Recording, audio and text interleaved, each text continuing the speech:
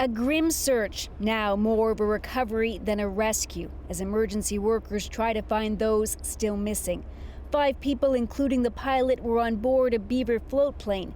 3 were killed, 2 others are missing, a Canadian and an Australian. That debris field was approximately 1,000 feet wide and 2,600 feet long, an indication that possibly the aircraft had come apart at altitude. It's believed it collided with an Otter floatplane with 11 on board, all but one of whom survived. 10 people from that aircraft made it successfully to shore, and that vessel picked up 6 passengers. Soon more boats arrived and the search began for the rest of the passengers. We jumped in the water, searching for anything we could find, smacking floats, yelling for people. The passengers on the planes had arrived in Ketchikan aboard the Royal Princess cruise ship, which left Vancouver for Alaska on Saturday, and they had booked aerial trips to see the state's rocky landscape. The reality is, it's a shock, and I know probably short-term people go, well, maybe there's a danger there I hadn't thought there was, but the reality is dozens of planes fly out there every day. North to Alaska with Princess Cruises. This area attracts more than 1 million visitors a year. Sadly, there have been previous plane crashes in our community, as you may know, and we have had similar responses for those. In 2015, 9 were killed when an Otter floatplane crashed into a mountain. Investigators found that the pilot and the company had a lax safety culture. Then last summer, another plane crashed. All 11 on board survived. A team from the National Transportation Safety Board is now here in Ketchikan to piece together why an afternoon excursion went so horribly wrong. We'll be looking at pilot logbooks.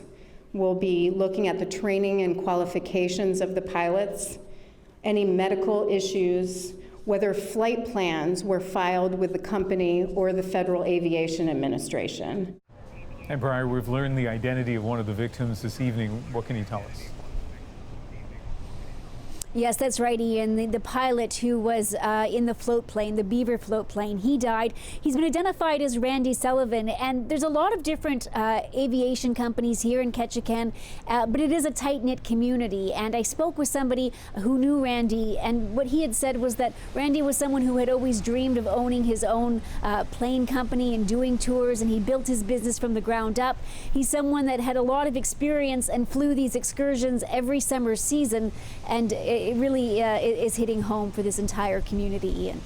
All right, Briar, thanks for this. Briar Stewart in Ketchikan, Alaska. Those planes, a Beaver and Otter, are widely used here in British Columbia and many other parts of this country. And while we don't know what caused the Alaska collision, we asked Katie Nicholson to take a closer look at float planes and efforts to make them safer. From this seat, the view is stunning, but it can also be limited. You have to appreciate as well, we're looking down at the ground, we're looking at all kinds of things that would be of interest to the people on board. Pilot Brian Webster has flown all over this busy area for years.